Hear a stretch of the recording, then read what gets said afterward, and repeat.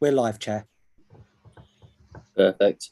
Thank you, Mark. Hello, members. Welcome to this strategy scrutiny board. I might say, I think it's I believe it's the first strategy scrutiny board where Councillor Scullion has been leader. So I just want to congratulate Councillor Scullion on behalf of the board with regards to that appointment, and wish her the very best in the future. And welcome as well to members, both old and new. Welcome to the Strategy Scrutiny Board. We've got big things coming up this year in strategy. It's one of the best, well, if not the best, scrutiny board in Calderdale. So I look forward to a really successful year. Okay, so substitutes and apologies. Mark? Yes, Chair, we have apologies from Councillor M. Swift, and substituting tonight we have Councillor Brundale. Perfect. Welcome, Councillor Brundale, to the meeting. Members interested? Does any member have any interest for anything on the agenda this evening? No, if not, you can still declare it under the item. Yes, item number 3, the public are allowed. We are live on YouTube. Nothing is exempt on the agenda. Item number 4, the minutes of the last meeting on the 14th of June. Are there any comments with regards to the meeting, with regards to the minutes at all? No. In that case, can I please propose them as a true and accurate record? Could we have a seconder? I'll second them. Yeah. Councillor Carr, in that case, all in favour, please. Okay, and that's carried. Good. Item number 5, the Peer Challenge Action Plan. Now, I believe, Councillor Scullion, I'll hand over to you to introduce the item, and we very much look forward to hearing about it. Thank you very much, Chair, and thank you for your kind words earlier. Congratulations or commiserations, one of the two, or possibly both. My job is to basically, for the scrutiny board, to just give a bit of an introduction to this thing called a corporate peer challenge. And then in terms of any detail or difficult questions, I will ask the Chief Executive, Robin Tuddenham, to come in. So I'll hand over to him in a moment, but I just wanted to say a few words by way of introduction, and especially for any new members. The actual corporate peer challenge, which was run by the Local Government Association by a cross-party team, and a team which included officers and politicians, and it took place back in February of this year. And I must emphasise, it was invited in by us. We asked the Local Government Association, who've got this process of peer reviews, looking at improvement of councils, we asked them in with the very specific, how can we improve in these areas? And you'll see the specification in your papers. They sent in a strong team. It was most of a week that they did lots of interviews and so on, as it says in the written report. And then did a report, which of course was put into the public domain after the politically restricted period in our council annual meeting. And they said quite a lot of things about Calderdale, some of them very pleasing to hear. But they also said something which has resulted in this report in front of you tonight. And this report is about the actions we take as a result of the peer review. But I wanted to say not about the actions, I'll leave that to Robin Tuddenham. Say something about the tone of the peer review, because I think that's relevant really to how we're going to respond as a council to the comments they made. It was a thoughtful report, it was a reflective report, and it really did give us food for thought. But I have to say, they did chide us, and I use that word because it's how you talk about, you chide a child, or, they did hold a mirror up to us and they chided us about various things. One of the things that they chided us for was they said we were too modest. We hid our light under a bushel, and then we took the bushel away and hid that somewhere else as well. And I think members on this board who've been to local government association meetings, scrutiny meetings elsewhere in the country will have had that experience of hearing about things that people are lauding as fantastically innovative and, you know, wonderfully exciting. And you sit there and you think, huh, we've been doing that in Calderdale for years, actually. So I think they are right, actually, that we are too modest about some of the things that we take for granted. And they also added to that, and it's not a word that they used, they used the word wise, that we had made some wise decisions in the past, not least of which was saving the Peace Hall. Thank you to our predecessors in relation to that, and also taking the decision to restore it for modern purposes. But we were told that actually we were almost too prudent, really, that we had actually got well-run finances and that we could afford to be a bit bolder in some of our asks, some of our decisions, and some of our thinking forward to the future, stewardship of the future. And one of the things that they gave as an indication they thought we should be bolder about was the West Yorkshire Combined Authority. We're the smallest of the 5 authorities in West Yorkshire. We've got around 8% of the population, but that doesn't mean to say that we always get 8% of the monies and the projects, that actually we need to be clearer and bolder with the Combined Authority. We're in there fighting and, you know, punching our weight, but they indicated that actually we have the wherewithal to punch above our weight. We needed to be more confident and bolder. So that was one of the bits of tone. They also said, and I think all the councillors are here and the officers will recognise a degree of this, that we needed to do some modernisation internally. We actually needed, if we were going to improve and get even better, we couldn't carry on doing the same things, particularly with fewer staff and less money. We had to start doing something different, so that we needed to look at a number of internal things and modernise them and bring them up to date. And in a minute, I'll ask through you, Chair, for Robin just to say something about the action plan. But I just wanted to say something about the actual review process when they were going round the borough, interviewing people, meeting organisations, meeting individuals and so on. And of course, you want to put your best foot forward, of course, for these sort of reviews. But at the same time, you do want to show, you know, what the reality is. And I went out on the minibus, the coach, to the trip, you know, to look at flood works and meet organisations and so on. And I got off the bus at several points, and people I hadn't seen for quite a long time in different organisations because of the pandemic rushed up and hugged me. And I thought, oh dear, this is terrible. Actually, people will think we fixed this, and we genuinely hadn't, actually, because I think it does speak to relationships generally being good and respectful. And really, there shouldn't be any hugging, but unfortunately that happened. So I hope I've given you a flavour of some of the tone of the report and some of the tenor of the kind of things that we're encouraging us to do. And I'll hand over through you, Chair, if I may, to Robin in terms of the detail of the 6 main actions that we're going to do in response. And I should say that they're going to come back for a quick look, a quick update. And I did meet the leader of the peer review when I was at the Local Government Association in Bournemouth. And he said, expecting great things, Jane, looking forward to seeing great things. So no pressure there. Thank you, Chair. Thank you, and thank you, Leader. So I'll just build on what the leader said, Chair, and just add a couple of things on the process.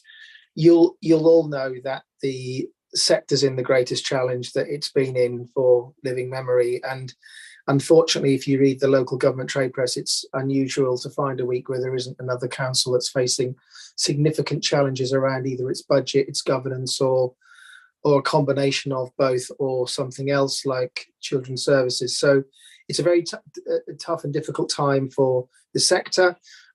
It's a very important sense check. And whilst it's not technically inspection like you could say an Ofsted one is, you don't get a single word judgment. It's pretty robust. And having a set of peers, both politicians and officers, come and look under the bonnet and talk to everyone. They did speak to about 170 people that week, and really get a feel for that, and don't think that people don't say what they think. They do. They do. And having just done a review of a London borough since this one, I can guarantee you that you can come into a room and people can be very open with you about what they think about the council and their performance. So it's a very important, I think, a very valuable process. I think government are going to continue to invest in it. They want even more focus on finance and governance. So that's it's important. And this plays through the local government association, keeping an eye on those councils that they are concerned about. And I think it's fair to say that the LGA were very reassured by the review we had. Just one very important point around just the outcome that I think links to the next item. They did highlight a strong positive about our vision for 2024, our priorities that have been set by the cabinet, and they heard people talk about them everywhere. And the team were very struck by that. That isn't typical. And I know from doing reviews, I've been on the other side of this nearly 15 years now in different councils. It's not necessarily the norm. So that's good. The other thing I want to highlight is a foundation of a council that works well and can overcome some of those major risks is the respect between members and officers. And they did highlight that, and the working environment of robust conversations, robust challenge, but mutual respect. And that was really, really important. So on the things that they said that they thought we should do more about, was building on what the leader has said, is 6 recommendations. And as you'll see from the report, there is already work being done on those recommendations. So I'll just go through them in turn. So there was something, first of all, building on what the leader said, that we need to build a progressive practice with our partners and the relationships we have with our partners, and use that approach within the organisation. And we are intending to do that in a number of ways, but that includes use of digital, use of artificial intelligence, our workforce strategy to recruit and retain the best people in a very competitive environment for the best people at this point, and build on the work we have done around partnership, but also bring that into the organisation. And there is clearly progress there around the appointment of a new director, Becky McIntyre, who starts now, confirmed on the 4th of September. But there is a transformation programme underway through Carl Grocock, the new AD for digital, and the workforce strategy is coming to cabinet, hopefully at the next meeting in August. So there is work on that one. Second one is, I think, worth saying as well and emphasising, our budget position is sound. There is significant pressures. We do not have the level of reserves ideally we would like. We have, though, a very low profile of debt as compared to other metropolitan authorities. And we do have an ambitious capital programme and work being done around better aligning the money we have to the priorities of the organisation. So our action plan outlines that. That comes from a position, though, where fundamentally for an authority that's challenged on all the things that all councils are challenged on, like particularly social care, and it continues, that we are in a sound position to do that. We can be more, we can be ambitious in that respect. The third recommendation was around a whole council approach. You don't always see all parts of the council singing to the same hymn sheet, I guess, in terms of whether it's our work with the voluntary sector, whether it's the work with our priorities around towns, or our priorities that we know are very important to the public, always translating into delivery. So there's work to be done on that, and it's actually about the leadership, transformation and workforce that we have to make that happen. The fourth one was very clearly a very timely moment in terms of the local plan was going to full council the following week, that the relationship we have around housing and development needs to be wise and needs to be effective, so that we build effective relationships with partners and we build good relationships with those that wish to invest in our place. And that includes the work on the local plan. It also includes the work we're doing around health and care.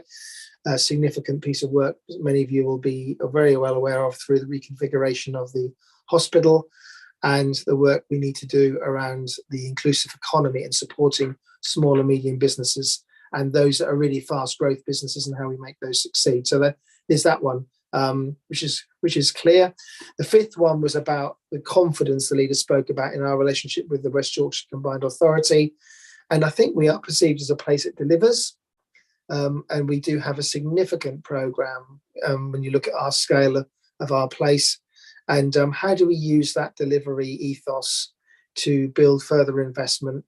How do we manage communication and public affairs so we can celebrate success, but also be seen as an attractive place to invest and also deliver innovative work, particularly around the climate and climate adaptation? So there's that one.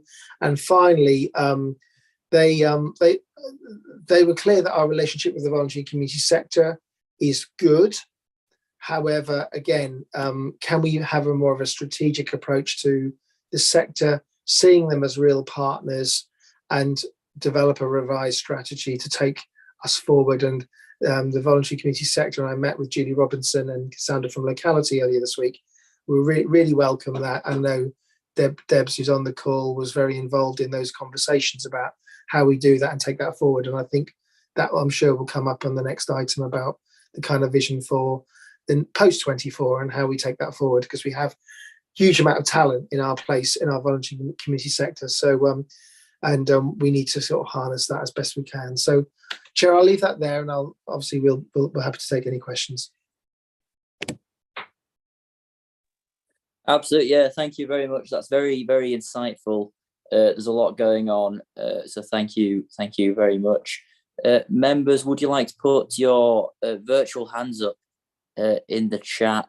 But whilst you're doing that, I'll prelude with a question. So Jane and Councillor Scullion and Robin, simple question from me: what keeps you awake at night? I'll go first, actually. It's something that comes up very little in council questions, public questions, and so on. It's things to do with children and our responsibility for children, and our responsibility for keeping children safe, and particularly people in our care. And I have got tremendous admiration for social workers and indeed the police in relation to that, but that's the thing that really keeps me awake at night. And when I see what has happened in some other authorities, actually, I think, there, but for the grace of God, go the rest of us, really. So that's the main thing that keeps me awake at night. There are things that irritate and annoy me, and I wish were better. But it's children, actually, and the safety and future of our children that is the thing that really, really does keep me awake. Thank you. So that's exactly what I would have said, Chair, as the first thing. That's always there, because not only the impact to that individual child and family and the potential impact of how it would feel for that is a serious incident, a life-changing incident as chief executive, but also the impact of wider failures in that service, and the legacy of both the impact on the whole organisation and the cost. And I think we're in a fortunate position where I think now there are not many councillors who were councillors when we were in intervention, and I'm saying fortunate because now that's I think it was 2015 that we came out of intervention. Although that's not a huge long time ago, I think there are not a huge number of councillors, but I know those that are still councillors from that time will remember the impact of that, and we should not take for granted the work we've done and the great leadership we have in that part of the council. I would say it would depend on what night it is, though, and I could say a lot more, but I'd say two other things.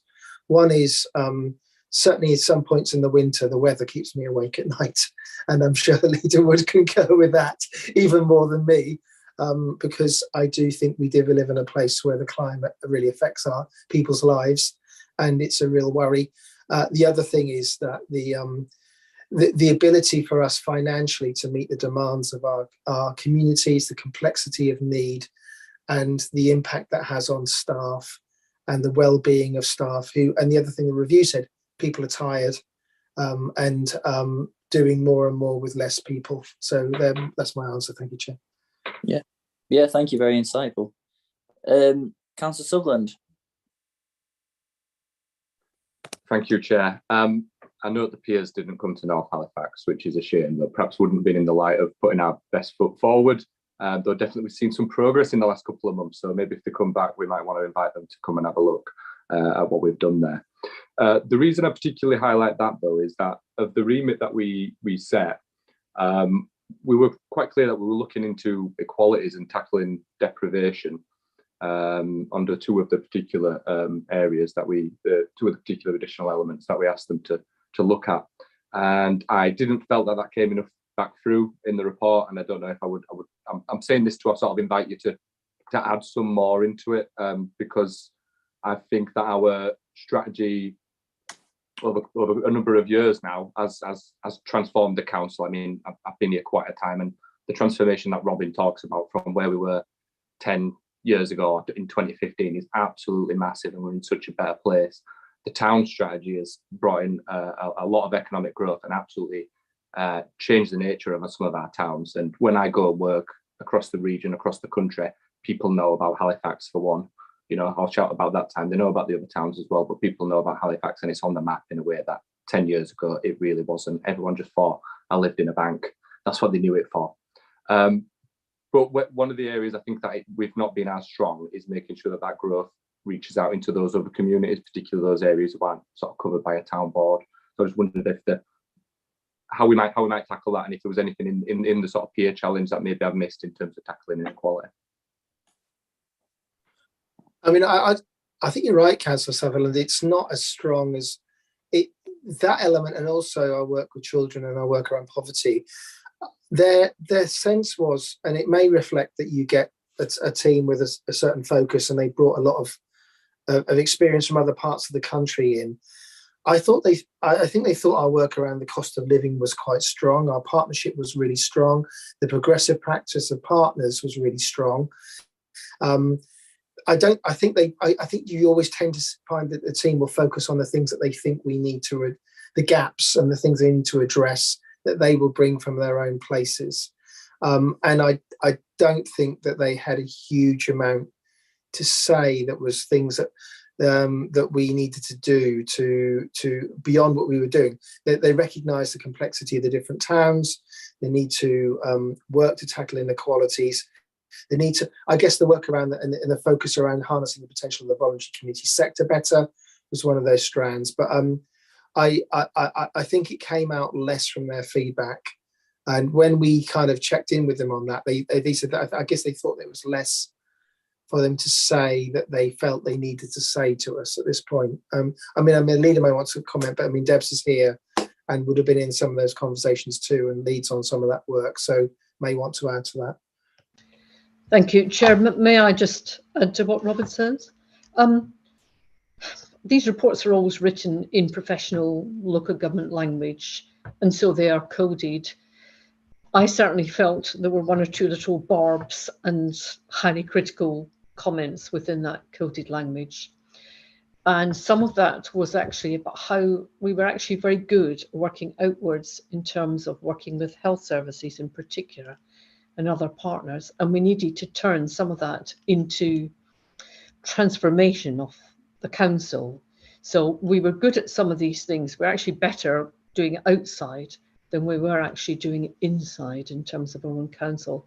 And that was one of the things I felt was a comment, really, and you're right, really, areas for further improvement, absolutely, around the inequalities agenda. And you'll see in some of the stories in terms of refreshing the vision of how we might both deepen and strengthen not just our commitment to that, but our actual practice and the way money and officers and so on follow that. Thank you, Chair. Thank you very much. Councillor Barnes. Thank you, Chair. Not unexpected. I've got a few questions. I'd like to, if anybody else has got a hand up, I'll just ask my first one first and come back to me. The report was quite clear that we needed to be more ambitious. Do you think this action plan hits that?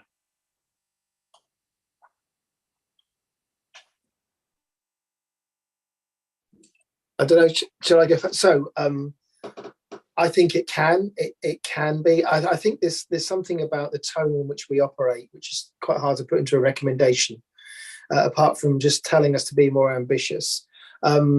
I think they're focusing on the areas where we do need to be more ambitious.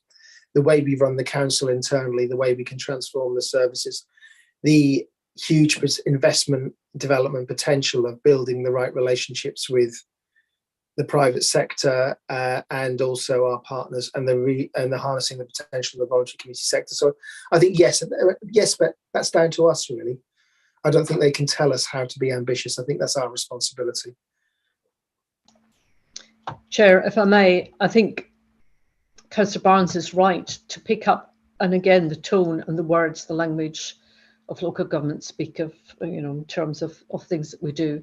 I don't think it conveys some of what we did actually feel during the peer review and afterwards. It was actually very useful, and in some ways, we went during the review and immediately afterwards went, ooh, us, little us, kind of. And they did actually help really to strengthen our confidence in terms of thinking bigger, thinking longer term, thinking more carefully about the strengths and of the finances in particular. But actually, it's still Calderdale. We're not going to go mad. We're still actually going to have a sound financial footing underneath that, really. So some of the things I think part of the vision going forward and something that we will do actually will resonate back to that report. But as Robin says, it didn't make us within the first few weeks after it being published, didn't say, right, we're going to, I don't know, build a university or an airport or heaven forfend. It's not as specific as that, but I think it's putting in place the foundations for that ambition and that boldness. Councillor Barnes, you want to come in off the back of that? I know you said you've got. Yeah, I've got some other ones. I think this is very top heavy. It's coming down from the top. What engagement have we had with the council workforce in this? And I'm not talking at director or senior manager or manager level. I'm talking about down in the trenches, shall we turn around and say. I've got more than that, by the way, Chair, so but we'll do one at a time if it's okay with you. So in the course of the peer process, we kind of co-designed the content of the programme. There was there were meetings and conversations throughout the week with staff, new staff to the council. And there were also a selection of staff from across the workforce that reflected the range of services. The other thing they did was meet all of the equality networks and talked to staff around equality, diversity, inclusion. So beyond those conversations with staff in frontline roles, there was both through things like the visit and through a number of the visits that took place, which was one just in town centre Halifax and one around the borough. There was a range of staff and community groups that they met. So it wasn't just frontline staff, it was around the community partners. So I said I think it was about 165 people they met. That did reflect the range and breadth of the council. Of course, you're not going to meet everyone in that time, but you are meeting staff that are new. They met a lot of the very new staff, interns, apprentices, as well as staff that are middle managers and senior managers. And I mean senior managers below the most senior managers as well. Yeah. Shall we go on to Councillor Carr, and then we've got some time. Councillor Barnes will come back in. Yeah, Councillor Carr. Hi, thank you, Chair. It actually links to a little bit to Councillor Barnes's first point about being ambitious. I think Councillor Cullen might have answered some of it, and it's clear that we're maybe don't feel as great as we are, and that's maybe a mindset change that we need to change across all of us and and our constituents and everything. So when we're looking at ambition and we're looking at, you know, playing big, but there's not very much reference in the plan to kind of monetizing what we already have. And there is a lot of kind of scope to get more funding and go for these bigger projects. I mean, just one very simple example, I'm planning a wedding at the moment. And when you look at places to go, the amount of town halls you can get married in, which are nowhere near as beautiful as ours, is outstanding. And they cost a fortune, which I've always found out. So just very simple things like that. We have so many assets that would both serve to put us on the map, to monetize. They're things that we have already, not necessarily relying then on funding so much, and would be another destination. I mean, people will come to see the wonderful things. I mean, look at the Peace Hall, for example. I've got friends that have come from Scotland for gigs, not even because I live here, but for gigs at the Peace Hall. You know, they're amazing. And there seems to be a whole wealth of stuff that we could monetize that we don't. Yeah. So I think it's probably more implicit than explicit in the recommendations. I think there is something about good business planning, focusing on income generation where you can demonstrate it can add value, using your heritage assets as an opportunity. I think the Peace Hall is an example of that, but it doesn't come out without significant investment in capacity and time, and it takes time to make that work. So I think that's kind of implicit in their model around transformation in terms of an agile organization that uses digital, that uses opportunities to market ourselves. I do think that they were very struck by the beauty of the place, the impact of the visual town centres, and they came at a time when I think we did make quite a big push about the creative and TV industry that's kind of playing out for us. So I agree with you, but I think it's there, but it's more implicit than explicit. Yeah, Councillor Carney.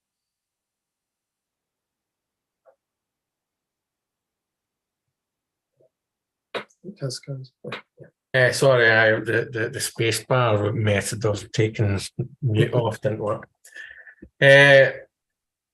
The Councillor Scollins already sort of hinted at, you know, the answer to my first question. It was really just, I was wondering if there was anything, because obviously it was explained there that we asked for this. So to me, that just means we've decided that we need, you know, experts to come and have a look at us with a fresh eye, and they're going to see things that, you know, we could be looking at and just can't see the wood for the trees, sort of thing. So they've obviously spotted some things. Now, some of the things we'll like and some of the things we won't like. So I'm just sort of wondering if anything that's been put in the report or anything that's been said provoked any sort of defensiveness on our part that might affect the, you know, like the amount of effort that we put into, you know, getting to where we want to be, or, you know, that sort of thing. And then on the other side of the coin, is there anything that they've spotted that we've thought, you know, we really like this, we didn't see it, and, you know, but when we look at it ourselves, that we feel as if we could actually go further than the recommendation, you know, and become, you know, better on that thing than even the recommendations aiming for. And then I've got another quick one that was provoked, but I'll wait for an answer to those ones first. Chair, if I could go first on that one. It's a good question in terms of the defensiveness. There were some things where you think, excuse me, we're doing okay on that. But we did have to go over ourselves, really. We really did have to go over ourselves in terms of, we think actually we've got very good relationships with the voluntary sector, and we have. But actually they made some quite sharp comments about how we could be better at that. And they were feeding back, they were mirroring things that they'd heard. You know, how could you be better, really? So that was certainly one where there was a little bit of defensiveness. And although it was bang to rights, actually some of the comments about modernising some of our processes, some of the ways the council work, and pulling us properly into the 21st century, I think they were right, but you know that there is work to do. I think one of the things that we thought actually afterwards in discussion was that was actually very useful, and we thought we could take further, is they didn't say it in these words, so I'm paraphrasing, that you don't have to get on every bus that goes past, really. That actually we needed to be bolder, yes, but that doesn't mean chasing every single bit of money. That actually we needed to be more selective and clearer about our plans and our policies, and make sure that we only caught the buses that were going in the direction that we wanted to. And in the current environment of bidding for different pots of money, different ring-fenced things coming out every week, actually it was quite useful. It sort of gave us permission really to really think about that we're not failing if we don't get every bus that goes, funding pot bus that goes past. Actually, we're going to be very clear Calderdale about what we're actually going to go for in the future. So I think that was one of the ones where we really thought, yes, we're going to take that. We're going to probably do fewer things in the future, and we're going to do them better. And that was actually something where we thought, yeah, we could take that idea and we could go further with it. Thank you. Can I just add, Chair, to that just briefly? We had an interesting first day where they were quite, so when I say defensiveness, we thought they were wrong, and in the end we persuaded them they were wrong about their thinking on our approach to climate. They were very surprised that our Director of Public Health leads on climate.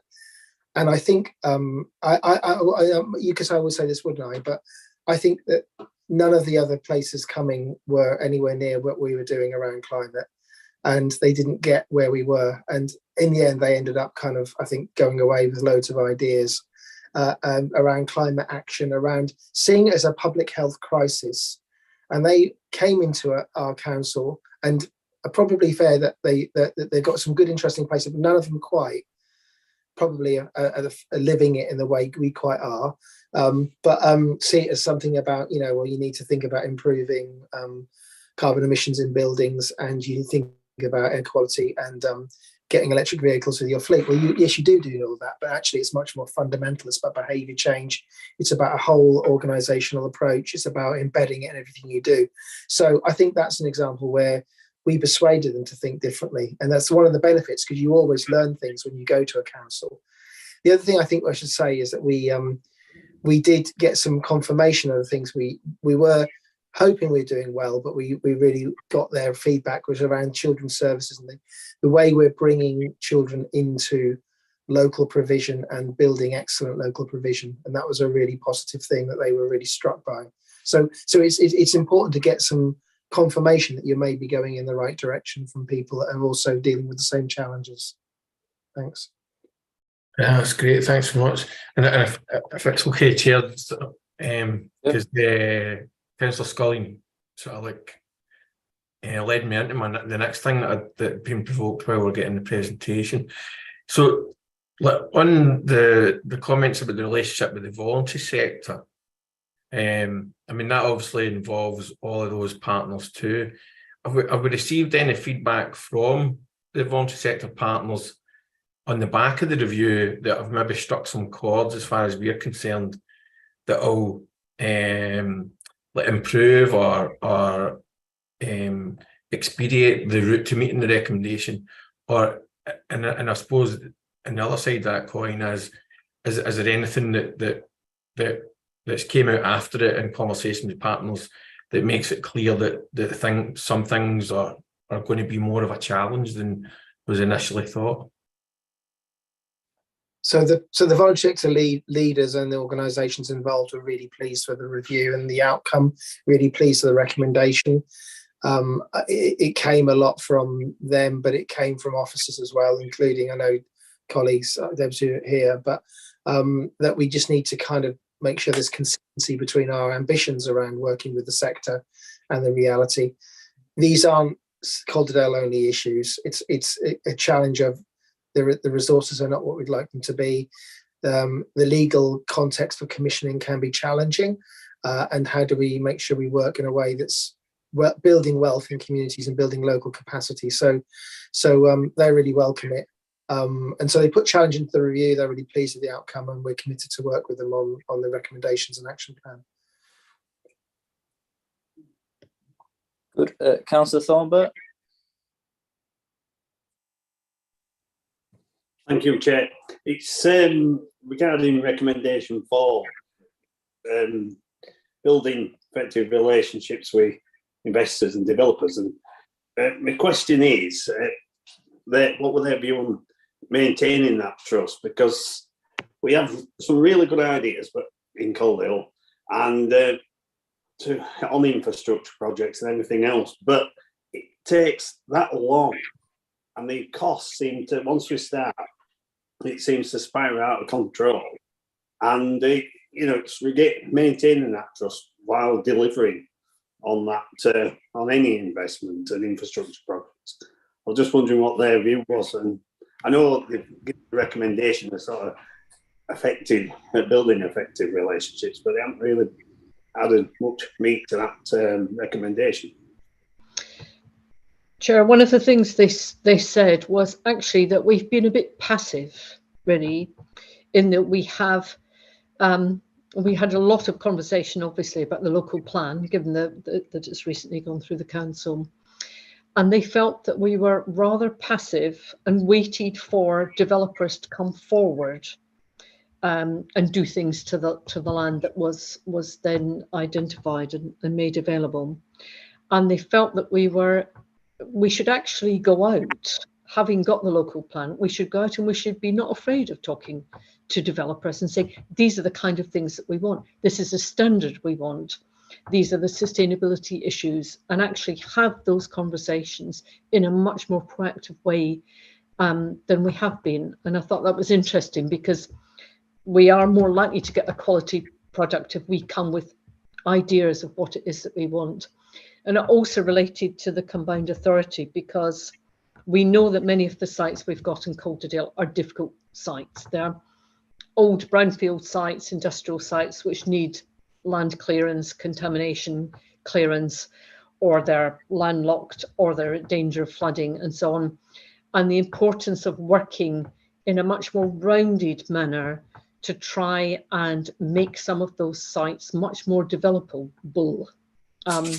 was part of what they were saying about being proactive in terms of going to developers and talking to them about Calderdale, what a fantastic place it is, what opportunities there are, how desirable it is. We do currently have very low land values at the moment, and that is a problem in terms of making the figures stack up.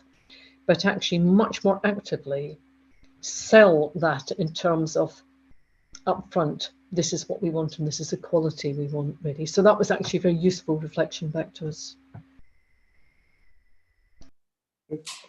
Brilliant. Thank you very much. I've got Councillor Kingston next. If you don't mind, Councillor, I was just going to ask a question at this point. I'm a keen advocacy of any scrutiny panel that I chair, and what I'd say is we've done some really great research to date on. Originally, it was called commercialisation. Now it's called business plans, and then it was called visioning. The visioning workshops. But we've done some absolutely stunning work, some stellar work on this topic to date. How it started? It started by for the past 5 years or however long I can remember, strategy scrutiny has always tried to get to grips with commercialisation. I don't think we've ever quite got there, to be honest, as a scrutiny board. And then we said this last year, we're going to look at commercialisation. Then we got onto these business plans. And one opinion that I've got now is actually the commercialisation as a terminology is very distinct to the business plans, actually. And the business plan is just proper functioning as a council, so therefore it's in some ways outside of the realms of commercialisation. And we did a workshop a few months ago. It was really great. It was a roundtable discussion with officers. and we really got to grips. Loads of things came out of that workshops. For example, are we actually empowering officers to make decisions, not only decisions, but make quick decisions as well? That was a key point. What are we doing? So if a department reaches their income target, what are we actually doing to make sure that therefore they've reached their income target, well, the budget isn't going to get slashed the next year, to make sure that they benefit from their hard work, so some really great things came about from that workshop. And then on Monday, we did a visioning exercise at the Shea, which was really, really brilliant. And we had Michael there, and we basically deconstructed Scrutiny. We looked at the various partners, and essentially what we want to achieve from Scrutiny. We're going to also arrange another session. So we're doing some really, really good things. But it makes us realise on strategy scrutiny that the business plans, they are absolutely crucial. They are key to every single thing that this council will or can do. And the business plans are absolutely the golden thread that runs through us as a local authority. I've just put down some, for example, it provides focus. It provides for each department, what is their focus? Is it on the customer? Is it on service users? What are their priorities? They look at threats to each department, risks. It engages our staff. It does through these business planning process. We're engaging staff to find out what do they consider is important. Do they have any ideas for improvement? And it's also vitally connecting the dots. We've got marketing departments, we've got finance departments, we've got HR department. How on earth do these departments work as one? It's a really, really great trailblazing thing that the council are doing with regards to business plans. So on to my questions. I'd like to first of all know who was instrumental in putting this on the to the fore of our minds. Who was the key person who said business plans are the way forward, and we're going to embark on this process, because it's a really great thing. The second thing I'd like to ask is, have we got buy-in from staff? Have we got buy-in from officers that actually these business plans are the way forward?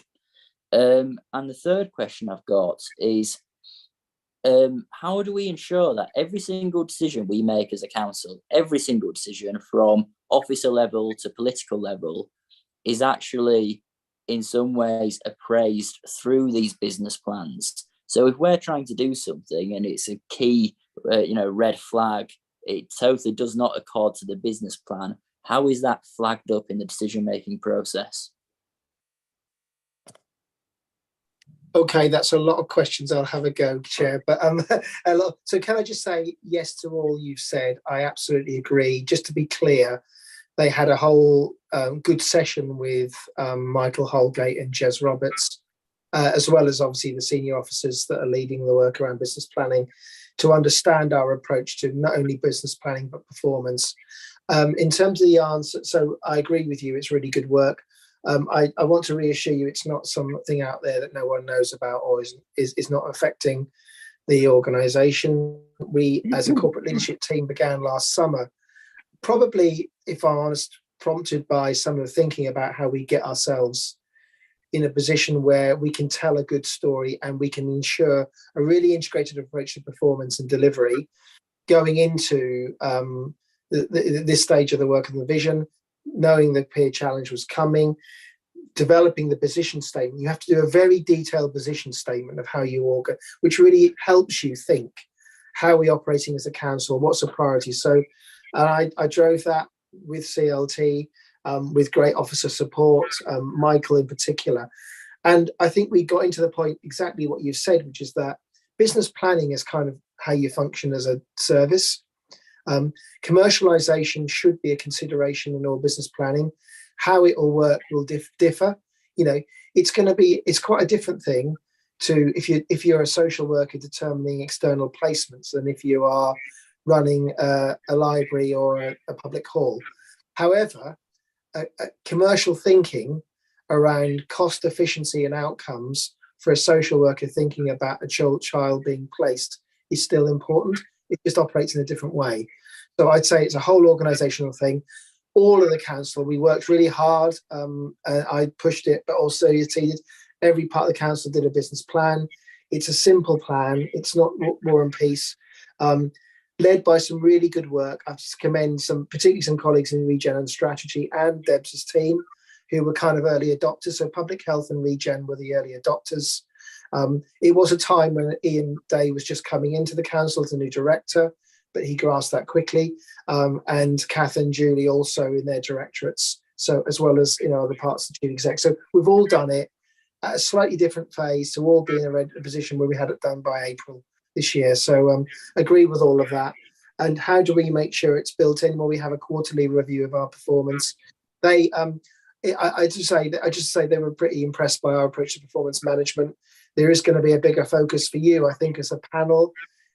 Probably at a future meeting, you'll want to talk about OFLOG, the new Office for Local Government.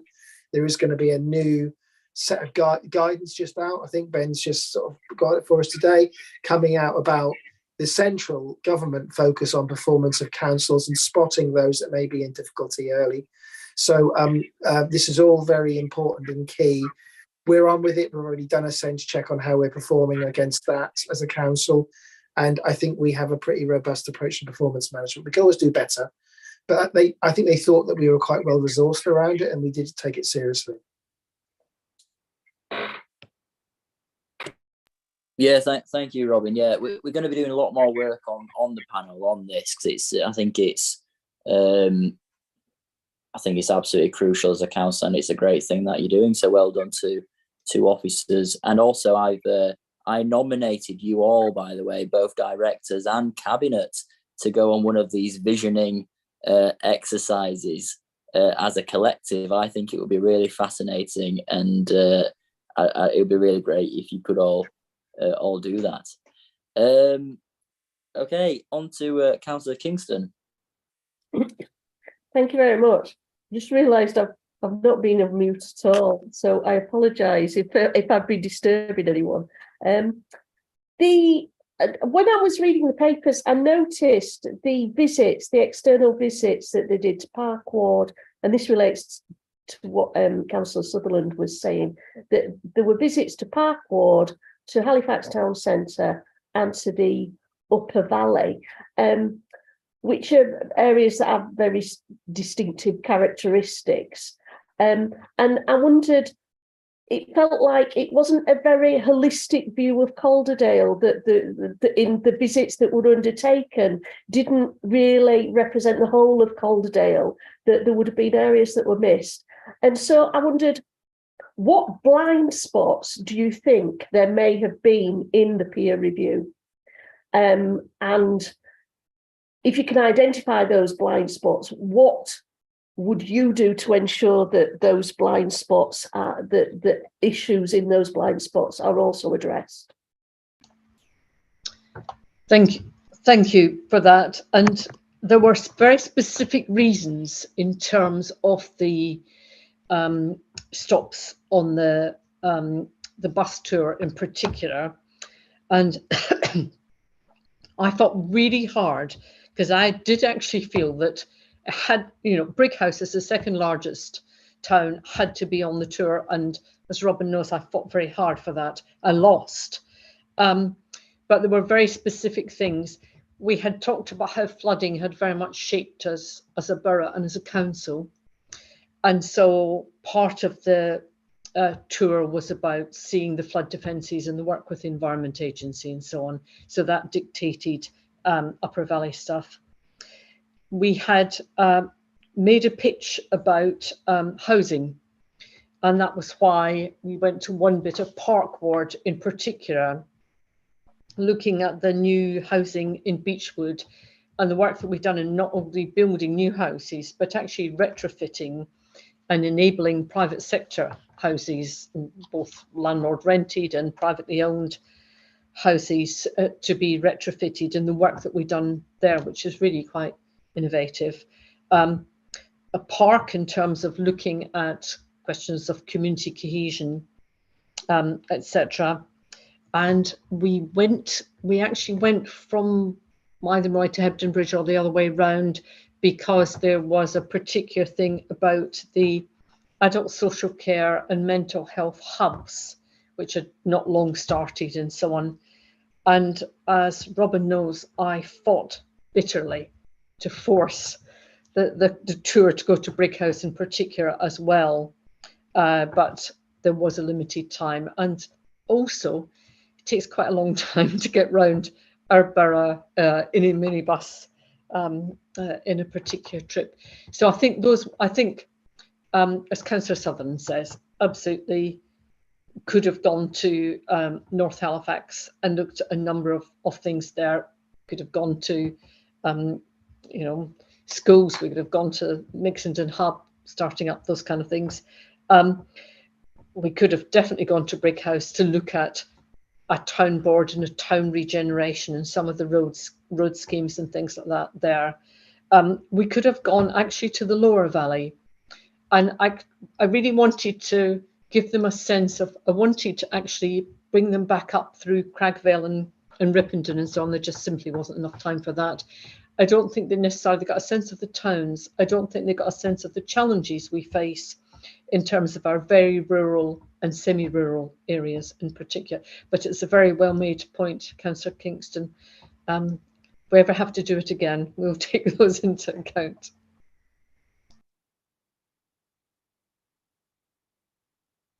Very good. Councillor Barnes, I know you would like to come back in. Yeah, just a couple of things. On the action plan itself, recommendation 3, which is the undertake initial drafting of business plans. It says timescale completed, but current status is amber.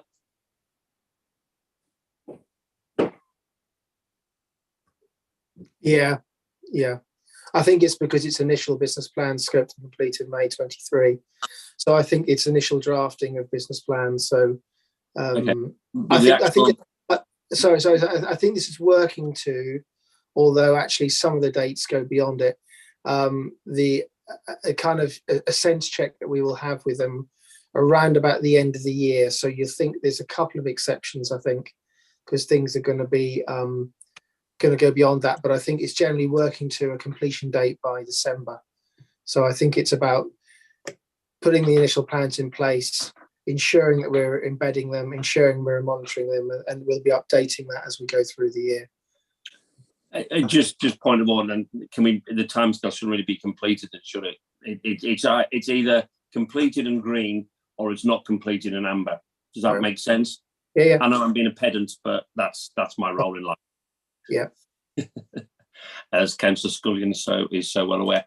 Secondly, in terms of going back to the actual report, the peer group 4.3, governance and culture, references town boards and how they can best be utilised. How we can move from being a council perceived as being risk adverse to one which is more confidently managing risk in relation to delivering thriving towns. Have I missed that in this action plan? It wasn't a recommendation, I don't think, was it? It might not have been, but it's quite a we've concentrated on the vote VCSs. I accept that and understand that, and that's really, really good. But obviously that was one there, which is quite a big question at the end of that section on 4.3. And I just wonder whether we can. I hope we're not ignoring that, and we are ploughing through on that. Yeah, we are, and we can take that away. I mean, one of the things we want to do when we next review the action plan is refresh some of the deliverables. So it may be that informs some of the it could inform more than one of the recommendations. So the role of town boards, noted. I'll note that. I think Skirkett doesn't have a town board, but I think those that do have a town board value it very highly. Those sections I know from speaking to the councillors and individuals there. So I think it's something that is vital going forward. So thank you for that, Robin. Appreciate it. Thank you, Chair. Chair, could I just add to that? Something that's happened just in this last week is that we have been chosen by government to become involved in and I'll get the title slightly wrong, Robin will know, the funding simplification pilot. I think a small Pathfinder. Yeah, but that's not pilot. Pathfinder. Clearly something completely different. Which one of the things it does is basically it appears to give us some additional flexibility between the various pots of money relating to UK SPF, town board money, all of the various bits that are particularly related to place and town.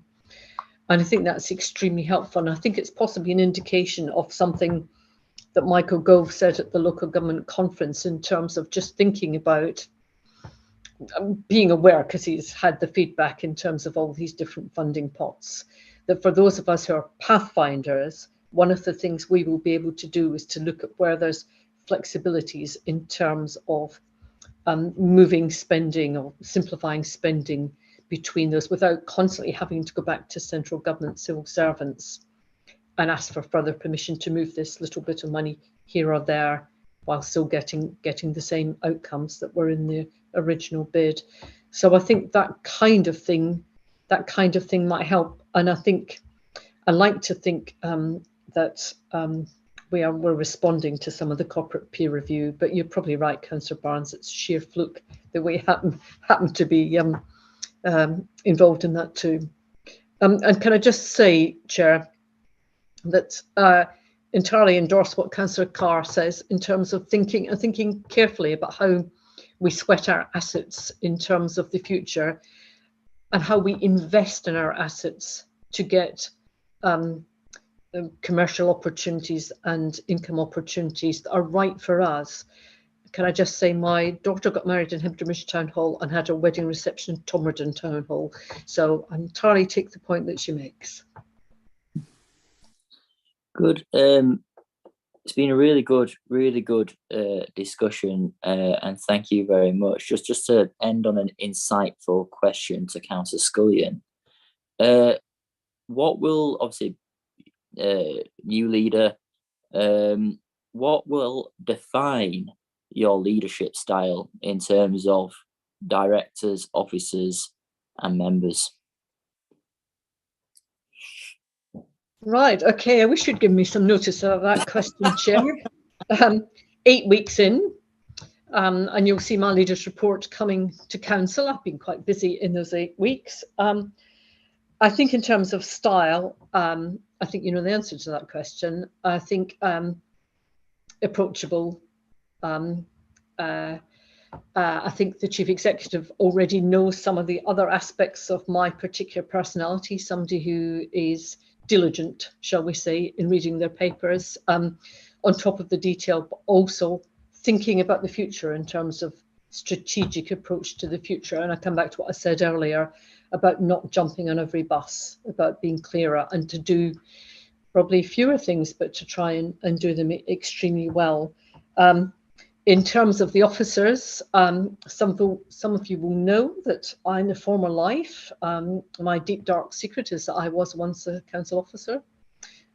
So that gives me that added secret power, really. It makes the officers very afraid, actually. But I think overall, in terms of for the borough and for the council, I think people know that I'm fair, that I'm straight and I'm fair, really. And I think for any council, that's in some ways the best that you can be, is that you are absolutely straight with people about what you can and can't do, and absolutely fair and committed to justice.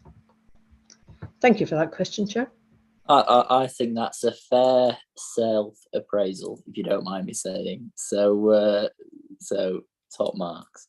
Yeah, thank you very much. It's a really good discussion, really good report. So thank you very much for attending. It's been greatly appreciated, and best of luck in the forthcoming year.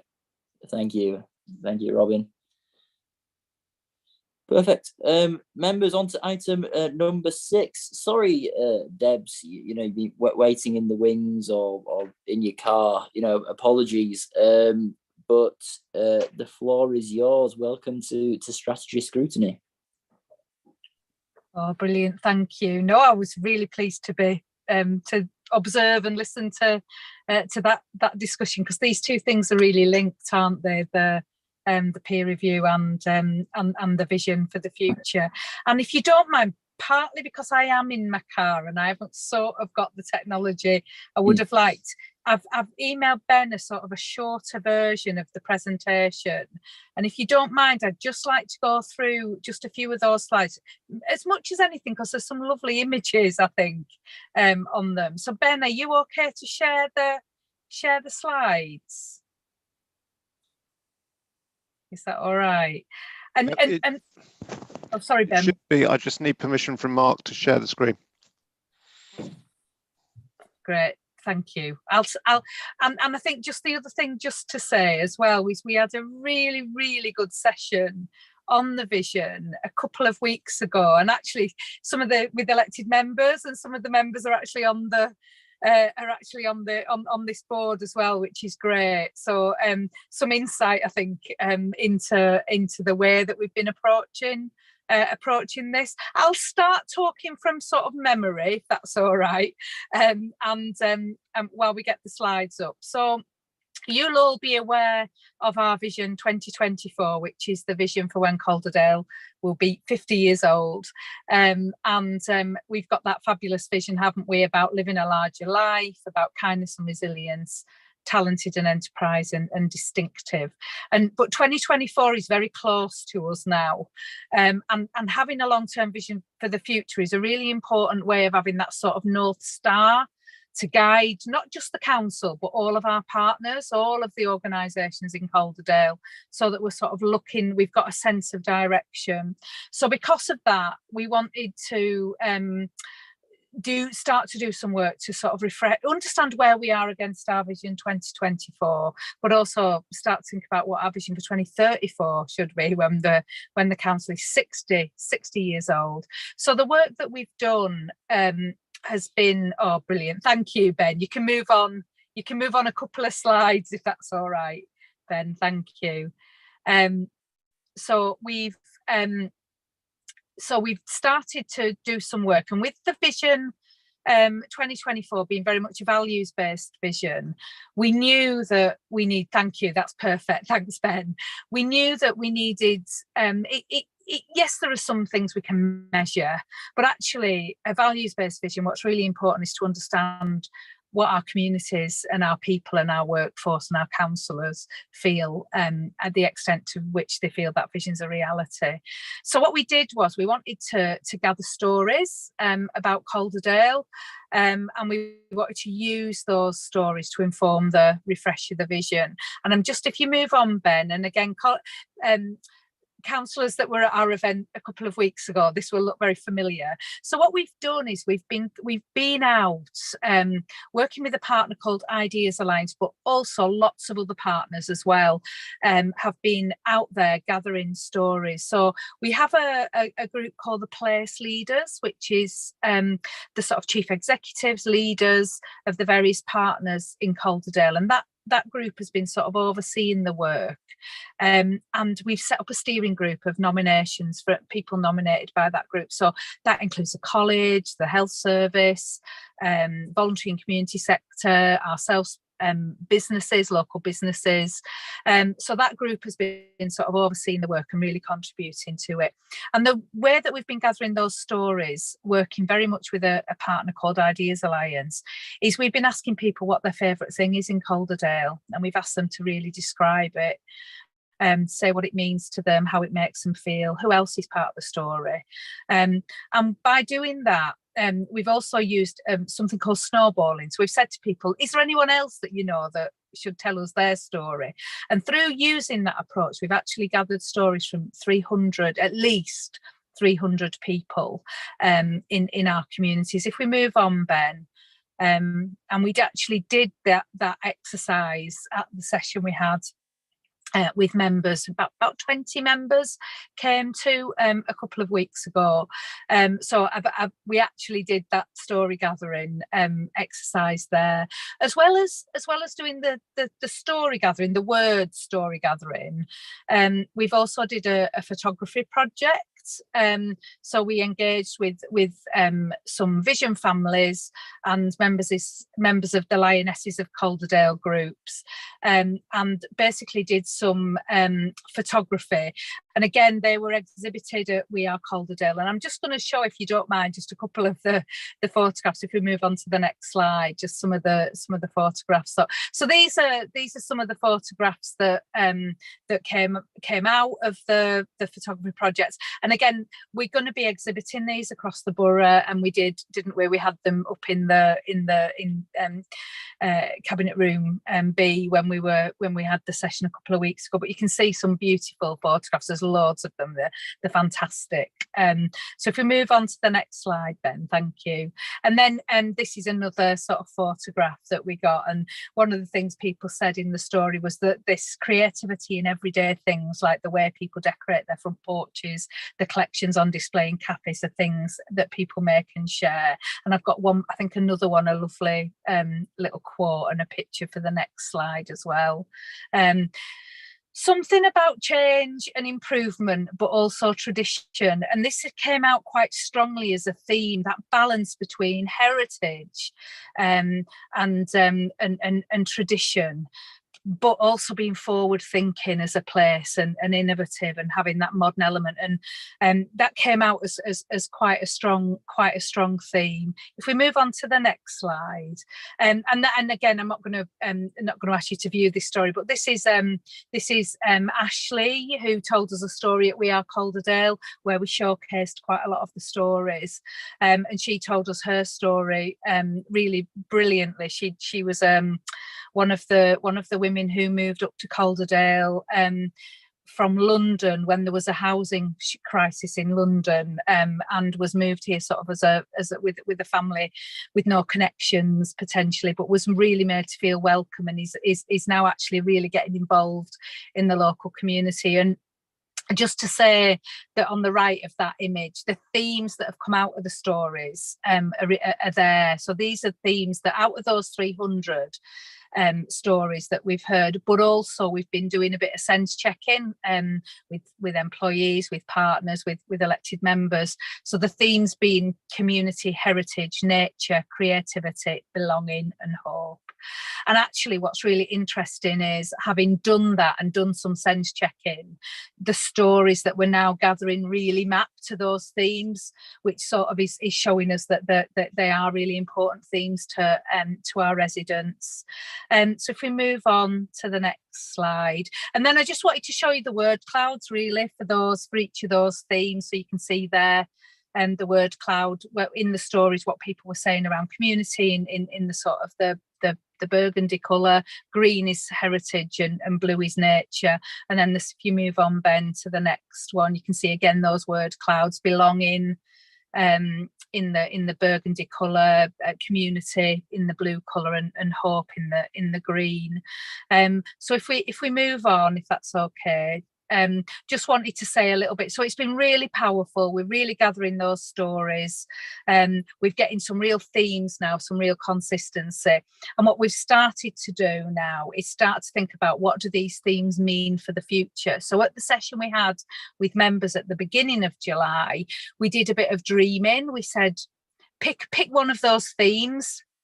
Say it's belonging or nature or heritage, and think that let's put ourselves in 2034 and think about Calderdale's been awarded being the best place in the world for belonging or heritage or nature. What's it like? What's Calderdale like in 2034? And that again has been really powerful. We've been doing a bit of work with that, and again some of the members are on this meeting who were involved in that, and that's helping us start to think about what does the vision mean for the future. So we're actually doing sessions with Calderdale Council staff as well, and we're also looking at sessions with other key partners. We've actually got we're doing a sense making session with the Vision Steering Group to start to think about what it means for the vision for 2034, doing further testing and refinement now really until sort of October time, with a view to a draft vision for 2034 going to place leaders and cabinet in the winter of this year, winter sort of 2023. Oh, I've put 34 there. 2023-24, and then with a view to launching our vision for 2034 at We Are Calderdale next year. So that's the presentation. Ben, it'd be great if you could stop sharing your screen now. Thanks for doing that. So yes, I'm really interested in if anyone's got any comments or questions on that process, and I guess any insight from the councillors, the members that were involved in the sessions as well. Yeah, thank you very much, Debs. Councillor Carr. Well, I was at the session and it was just brilliant. It was so good. It was so it was uplifting, wasn't it? Except for the Wolves thing. If anyone was there, I'm not keen on Wolves coming to Halifax, but beyond that, everything else was brilliant. And it was really exciting, and we were all kind of forced to think about the very, very best things about Calderdale, of which there are millions.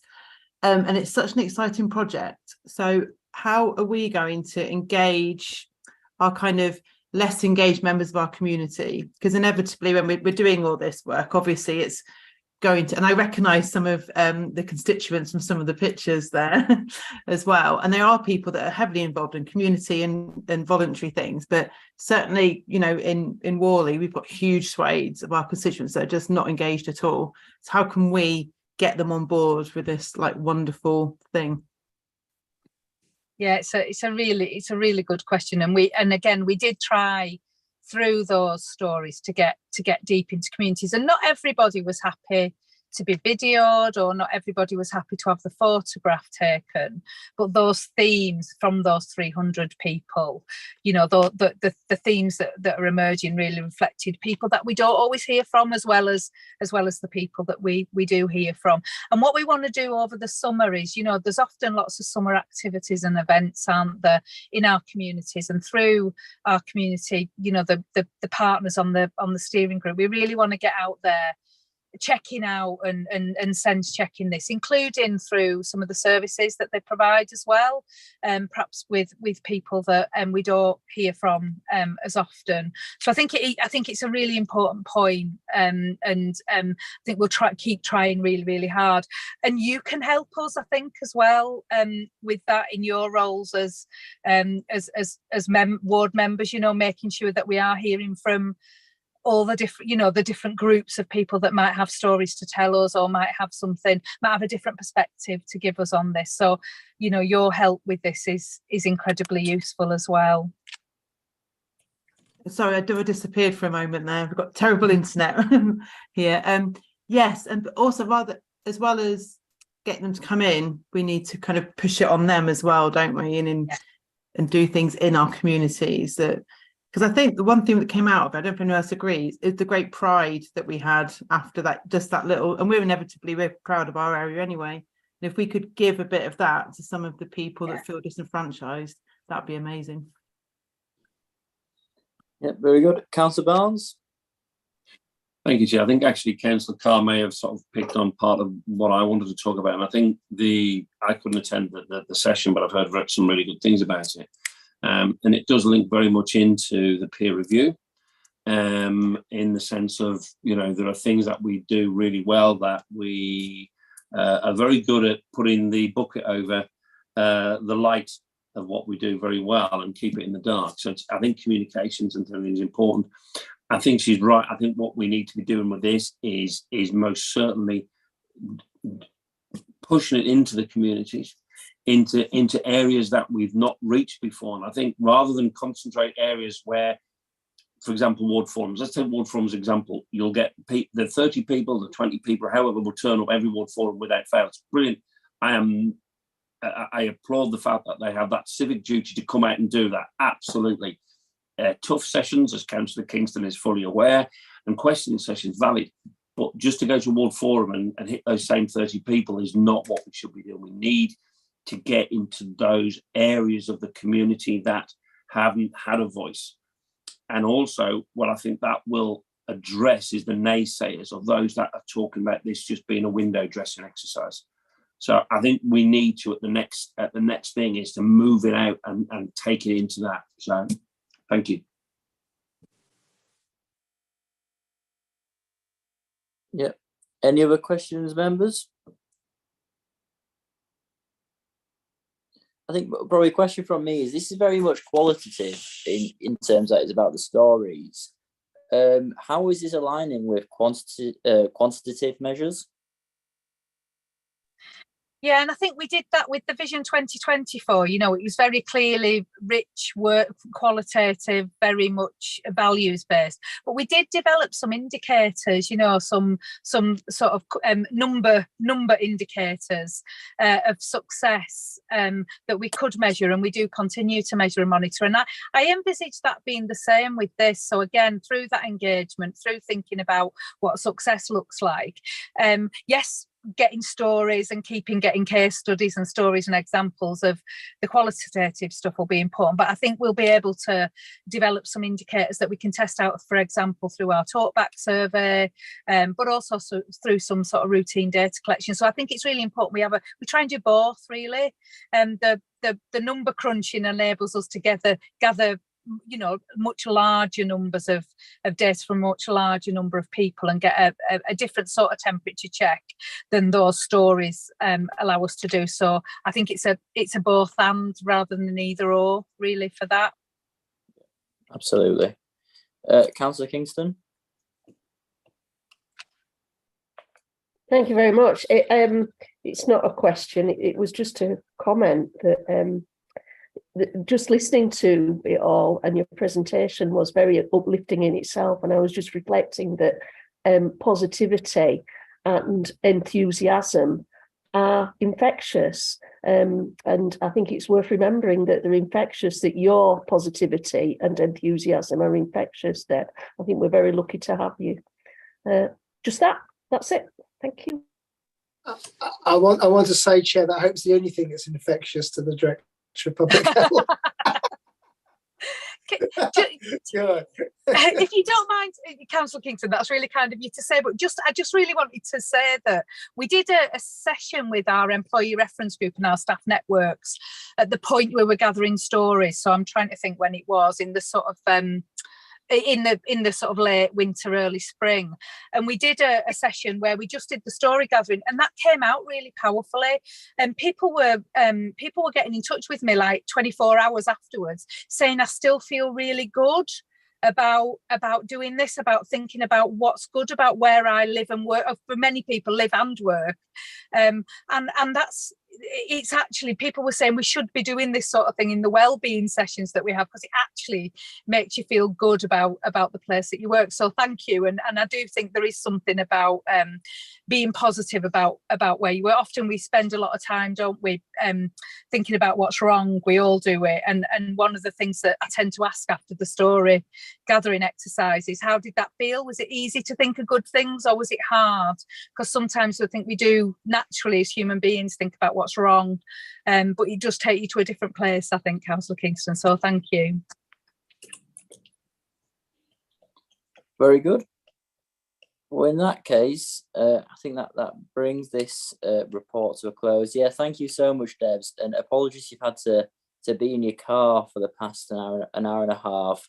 You know, but yeah, thank you for coming. That's a really great thing. So thank you, and you're welcome to stay. We've got the work program left, but I think you've probably got better things to do. So you're more than welcome to leave the meeting. And thank you, Robin, as well, for presenting.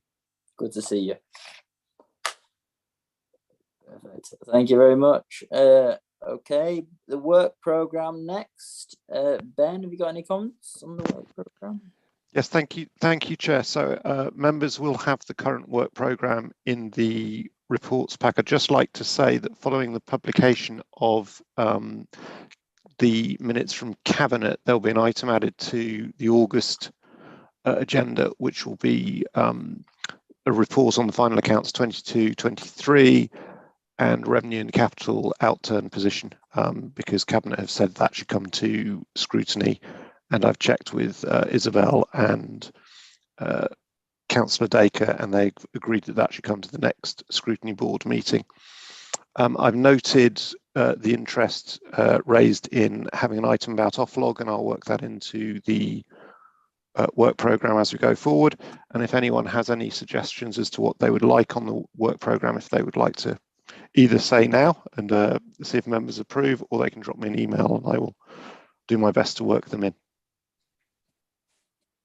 Any question, members, at all? Chair, can I just come to something? Obviously, I wasn't at the last one, and apologies for that. Just wanted to just give an update on the whistleblowing and complaints review. Ben and I have had an initial meeting and have scoped it out.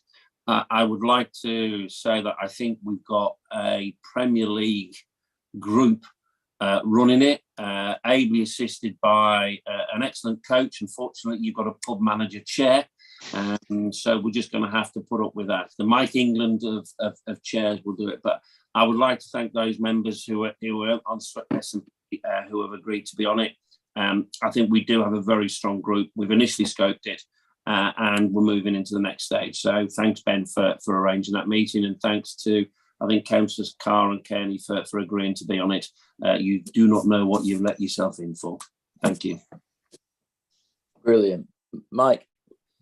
If I may, Chair, Robin and Councillor Scullion made reference to the new post of Director of Resources and Transformation, Becky McIntyre, who starts in September.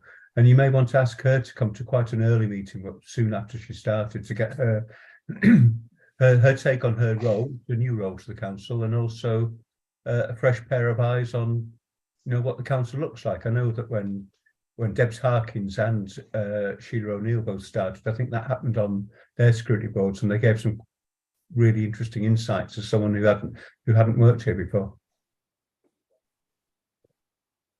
Yeah, I think that's a really, really valid point. We can build it into the work programme. I'm always mindful, I quite like the model of having 2 items on the agenda. I think, like, as you've seen tonight, it's quite nice to be able to dig a little deeper. So I know we've got a bit of space on the is it the November day of scrutiny board? Yeah, it is the November meeting, so possibly we could invite the new director to the November meeting. 2 months in post, probably enough time under the belt, and I think it's a good idea, Mike.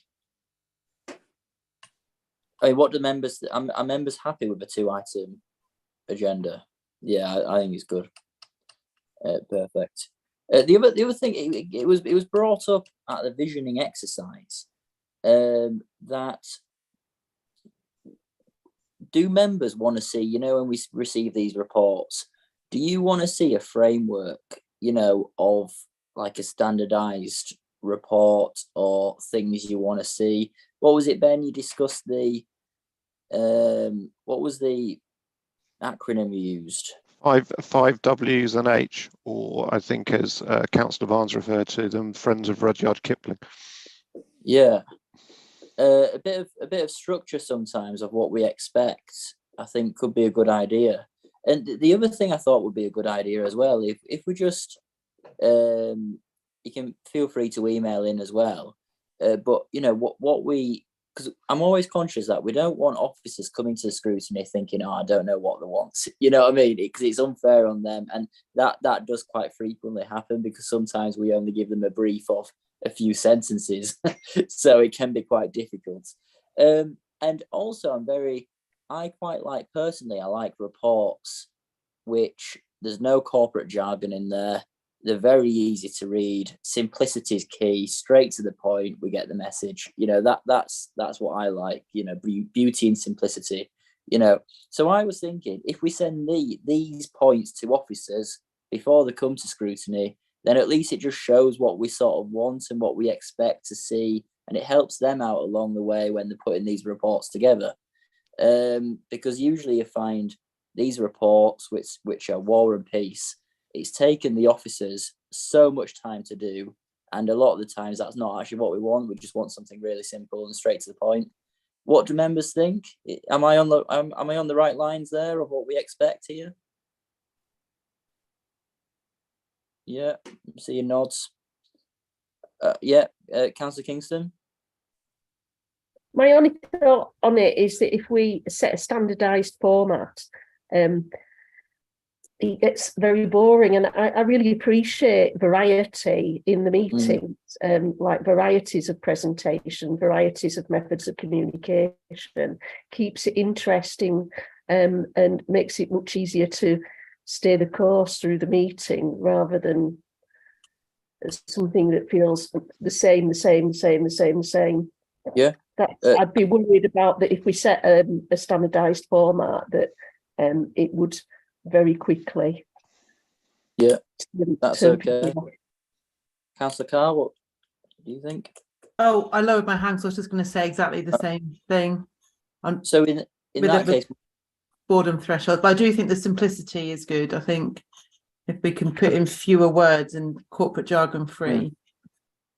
So in that case, perhaps if we just maybe comprise a few bullet points that we can just send to officers beforehand, just to emphasise the point that, you know, we want a really simple report which just gets straight to the point and no corporate jargon and hyperbole.